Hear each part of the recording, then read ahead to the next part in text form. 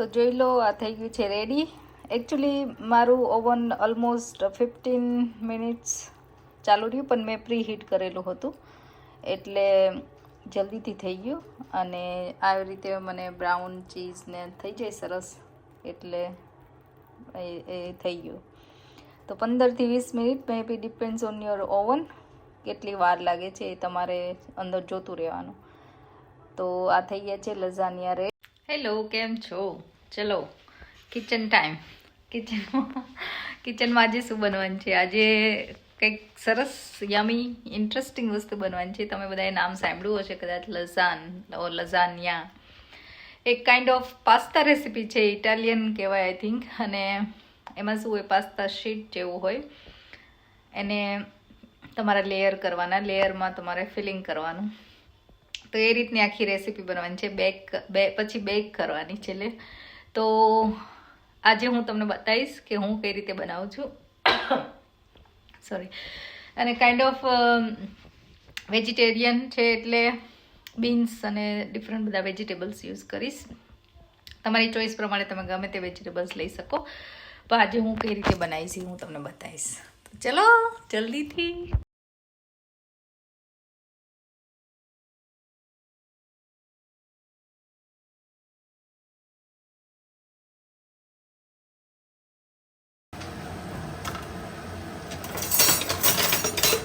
તો હવે હું આમાં વ્હાઈટ સોસ બનાવીશ સ્પિનચ સાથે. એમાં મેં બટર અને આ પ્લેન ફ્લાવર અથવા તો કોર્નફ્લાવર, તમારી પાસે જે હોય તમે યુઝ કરી શકો. તો આવી રીતે બટરમાં થોડું શેકાઈ જાય પછી આપણે દૂધ એડ કરીશું.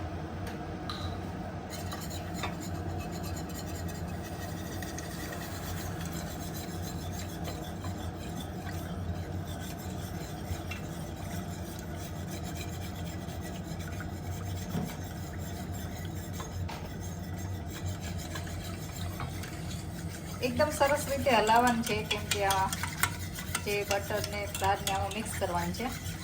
તો હું બધું મિક્સ કરી દઉં.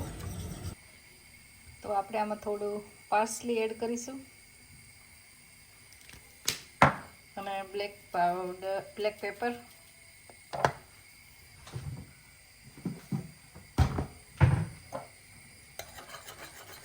મિક્સ કરીશું.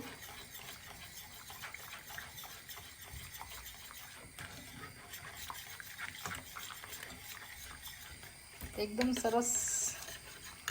હવે થોડું થીક થવા માંડ્યું છે, એટલે સ્પિનચ એડ કરી દઈશું.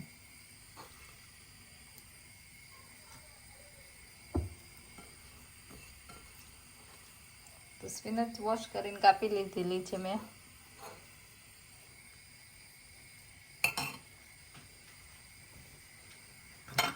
હવે આપણે બધું પાછું મિક્સ કરીશું અને થીક થાય ત્યાં સુધી. તો આ રીતે, આ તો નોર્મલ જ છે, બીજું આમાં કંઈ એડ કરવાનું છે નહીં. જ્યારે થીક થઈ જાય એટલે આને બંધ કરી દેવાનું છે. તો આ એક વ્હાઈટ સોસ જે આપણે એમાં હોય છે એ રીતે. તમે એમાં મેયોનીઝ પણ એડ કરી શકો, જો એડ કરવું હોય તો તમારે ફ્લેવર માટે. બાકી તો કાંઈ જરૂર હોતી નથી. થોડી હું ચીલી ફ્લેક્સ નાખીશ ટેસ્ટ આવે એટલા માટે.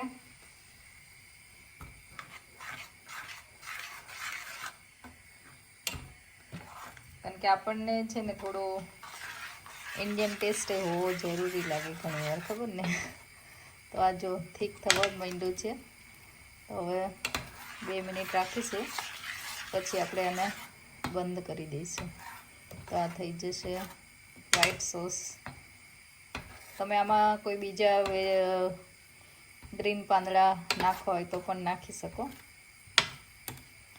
મેં સ્પિનચ હતી એટલે સ્પિનચ જ એડ કરી છે. તો આ થીક થઈ ગયું છે ઘણું. હવે તો થોડી વાર હું બંધ જ કરી દઈશ, કેમ કે પછી ઠરે ને એટલે વધારે થીક થાય. એટલે હું હવે ગેસ બંધ કરી દઉં છું. તો આ વ્હાઈટ સોસ થઈ ગયો છે રેડી. હવે જે આપણે મેઇન વેજીટેબલ્સનું ટોપિંગ કરવાનું છે એના માટે હું આ થોડું ઓલિવ ઓઇલ લઈ લઈશ.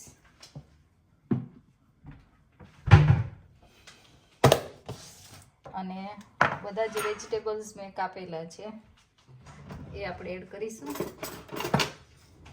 તો મેં ઓનિયન લીધી છે, પેપર લીધા છે, થોડો એવો ટમાટો છે, ગાર્લિક થોડું 1 કે 2 કળી લીધી છે.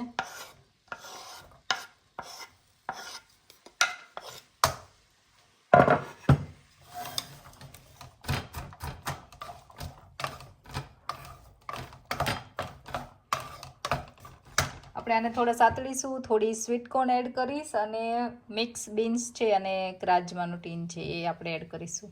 સ્કીન એવી જ છે ને?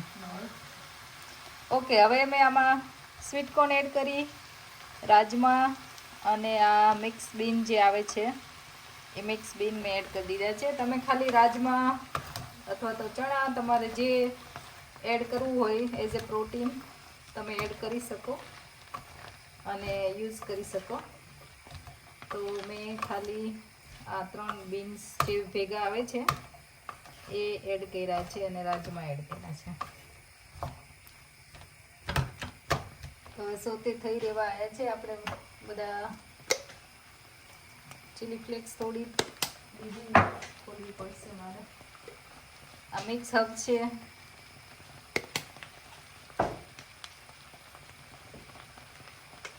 બેઝિલ, ઓરેગાનો, તમારા પાસે જે હર્બ્સ હોય બેઝિકલી તમે એડ કરી શકો. ઇટાલિયન હર્બ્સ ગમે તે ચાલે.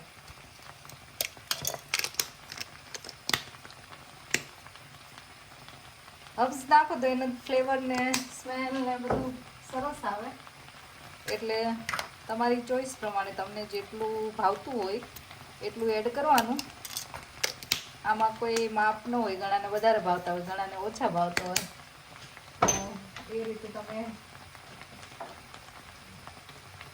એને એડજસ્ટ કરી શકો. આ છે કેન પેપર.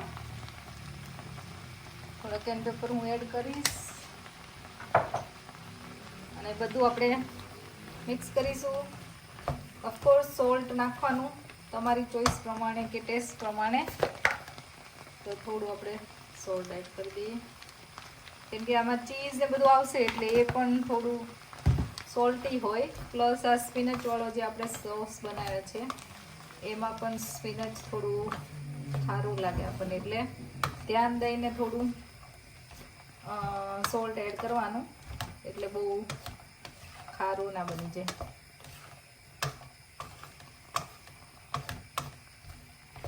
હવે આમાં પાસ્તા શીટ મેં પલાળી દીધી છે ઓલરેડી, એ આપણે યુઝ કરીશું. અને આમાં પાસ્તા સોસ યુઝ કરીશું. તો પાસ્તા સોસ તમે આમાં પણ નાખીને થોડું લિક્વિડી બનાવી શકો. એટલે હું થોડું આમાં નાખીશ અને થોડું આપણે જ્યારે 2 શીટ આપણે પાથરીએ પાસ્તા શીટ ત્યારે પણ થોડું આપણે એડ કરીશું ઇન બિટવીન. કેમ કે આમાં તો બહુ લિક્વિડી નહીં પણ થોડું એવું સોસી જેવું હોય તો વધારે મજા આવે. એટલે એ રીતે આપણે આમાં બનાવીશું ફિલિંગને કે ટોપિંગ તમે જે કહો.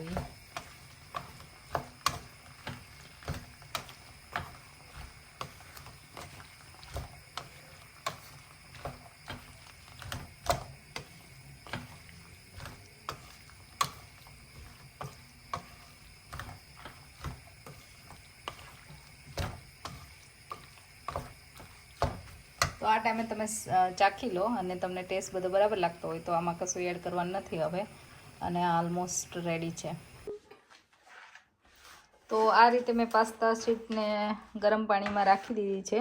નોર્મલી આ લઝાન પાસ્તા વાપરું છું, જે એકચ્યુઅલી લેયર બેક સાથે તમે લેયર કરી દો ને તોય સરસ ચડી જાય એમ કહે છે. પણ તમે આ રીતે હું મને પાણીમાં નાખીને થોડી સોફ્ટ કરવી ગમે, કેમ કે પછી છે ને થોડા ખૂણા ને એવું બધું કાચું રહે છે, એટલે હું આ રીતે કરી દઉં. અને હવે આપણે ધીમે ધીમે કાઢવી પડશે કારણ કે એકાબીજી સાથે ચોંટી જાય નહીં એટલા માટે. તો હવે આપણે લેયરિંગ ચાલુ કરીશું. તો આપણે થોડો પહેલાં પાસ્તા સોસ એડ કરવાનો અને આવી રીતે આપણે સ્પ્રેડ કરીશું.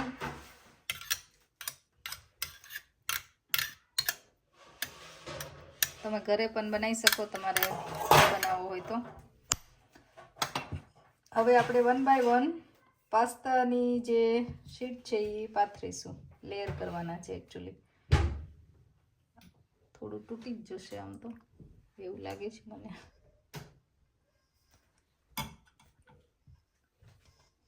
તો આવી રીતે બધી તારો હાથ અડાવશ બેટા, ઓલા હાથ યુઝ કરવો પડે. તો આ રીતે હવે પાછું મેં બીન્સનું લેયર કરી દીધું છે. હવે થોડી ચીઝ નાખ જાત.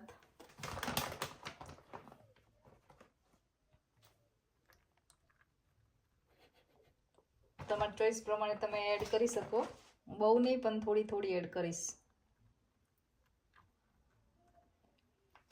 હવે પાછી બીજી લેયર કરવાનું.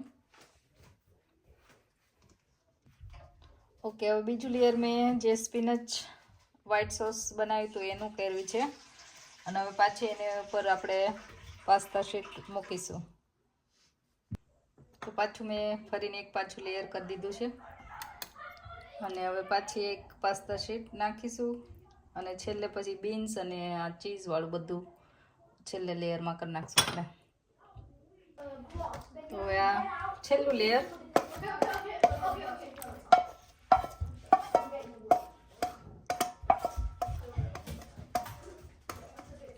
તમે વચ્ચે વચ્ચે તમારે વધારે પાસ્તા સોસ એડ કરવો હોય તો કરી શકો છો. તો મને આ લિક્વિડ જેવું વધારે હતું એટલે મેં એડ કર્યું નથી, બાકી તમે એડ કરી શકો. તો ફાઇનલ લેયર એને આપણે પાસ્તા સોસ સાથે કવર કરી દઈશું પાછું. અને ઉપર રાખીશું ચીઝ, લોટ્સ ઓફ ચીઝ. આ ઉપરનું લેયર મેં થોડું કાચા જેવું રાખ્યું છે, એકદમ શીટ ઓલી નથી. એ નોર્મલી ઓવનમાં જ ચડી જાય છે. તો આ રીતે આપણે ફાઇનલ લેયર કવર કરી દઈશું. અને હવે આપણે ચીઝ એડ કરીશું.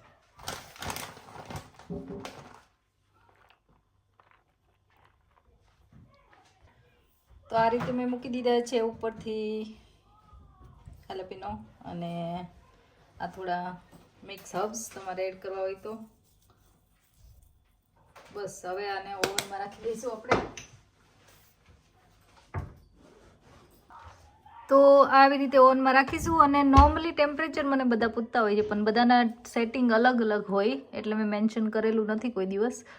પણ હું આ જે ઓવનમાં બે બાજુથી ઓવન થાય એના અલગ અલગ સેટિંગ હોય, ગ્રીલના અને બધા. તો ઓવન અને ટેમ્પરેચર એકદમ હું સ્ટાર્ટિંગમાં મેક્ઝિમમ રાખું 200 કે એટલું. અને પછી તમારે જોતું રહેવું પડે કે ચીઝ મેલ્ટ થાય ત્યાં સુધી જોતું રહેવાનું, ને પછી તમે ચેન્જીસ કરી શકો. તો જોઈ લો, આ થઈ ગયું છે રેડી. એકચ્યુઅલી મારું ઓવન ઓલમોસ્ટ 15 મિનિટ્સ ચાલુ રહ્યું, પણ મેં પ્રી હીટ કરેલું હતું એટલે જલ્દીથી થઈ ગયું. અને આવી રીતે મને બ્રાઉન ચીઝ ને થઈ જાય સરસ એટલે એ થઈ ગયું. તો 15 થી 20 minute may be, depends on your oven કેટલી વાર લાગે છે એ તમારે અંદર જોતું રહેવાનું. તો આ થઈ ગયા છે lasagna ready.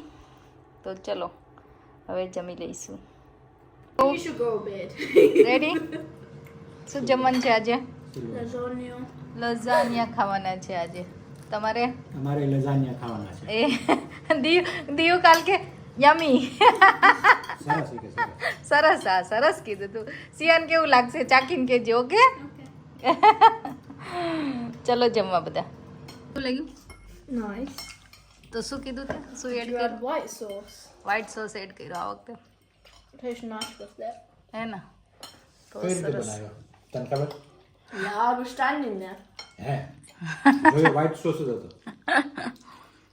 White sauce No, it with was blue spinach. actually. It was blue. No, it was pink. તો ગરમ થાય એટલે વ્હાઈટ થઈ જાય. Yeah.